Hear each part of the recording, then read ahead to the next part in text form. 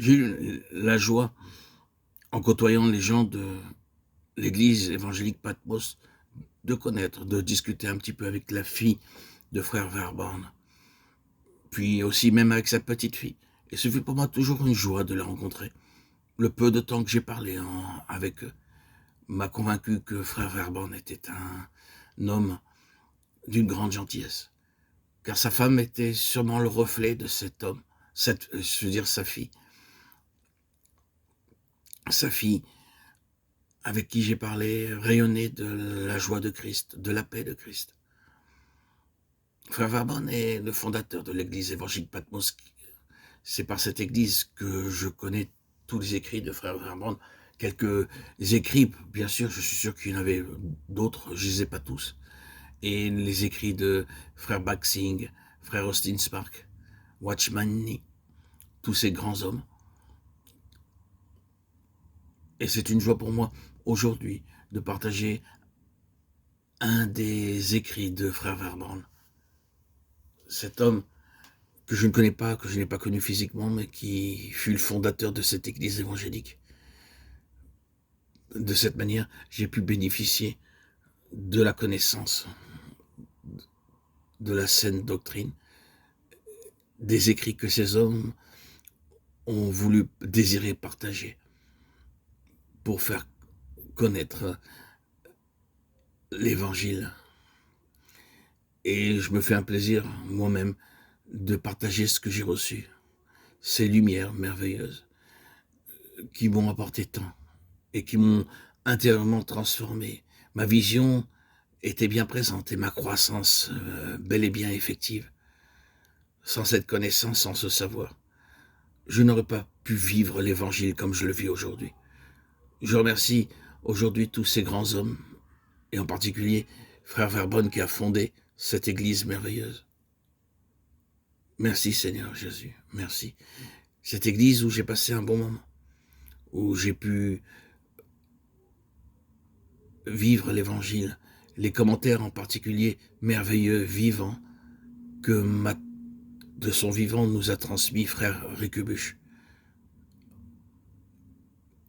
L'homme qui est marié avec la fille de frère Verborn et qui, lorsqu'il parle, nous transmet la vie, nous communique la joie de l'évangile.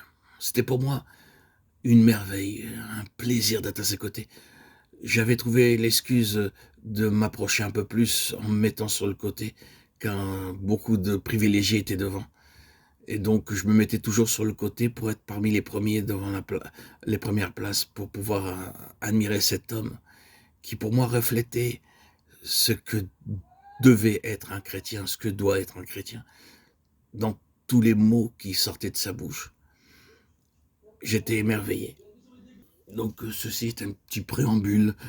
J'avais tellement le désir de vous commenter ces moments vécus avec cette église évangélique, avec cet homme merveilleux, toujours vivant, qui restait plus de 45 minutes, 50 minutes, deux fois de suite, debout, alors qu'il était âgé environ de 80 ans.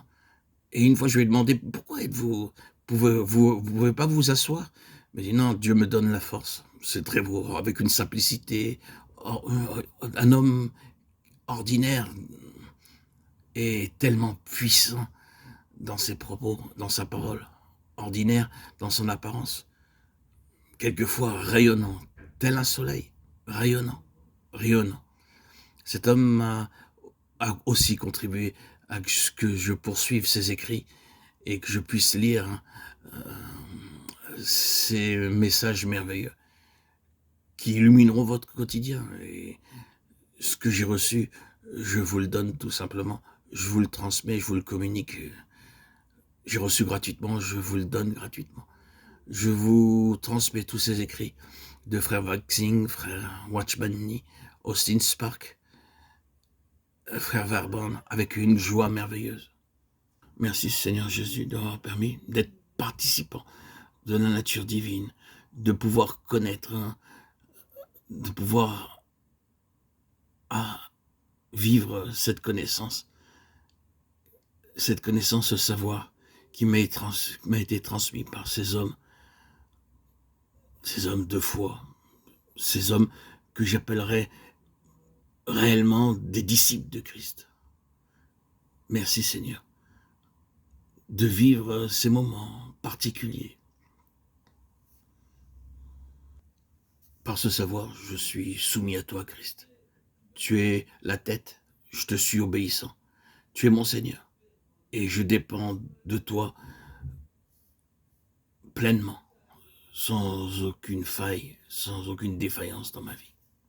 Merci Seigneur de m'apporter autant de vie, autant de lumière par ces hommes qui me comblent, qui répondent à tous les mots,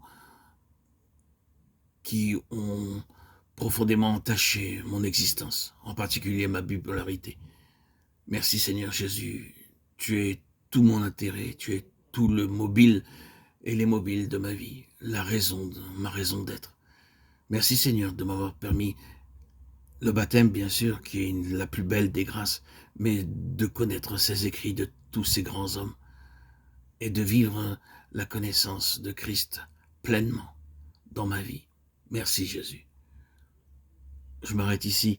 J'avais un désir profond d'exprimer ma gratitude, ma reconnaissance pour le Seigneur, qui par la grâce du baptême m'a permis de connaître de grandes choses, de grands hommes, qui m'ont permis de vivre que par moi-même je ne suis rien, je ne peux rien, que tout se fait par ta sainte main.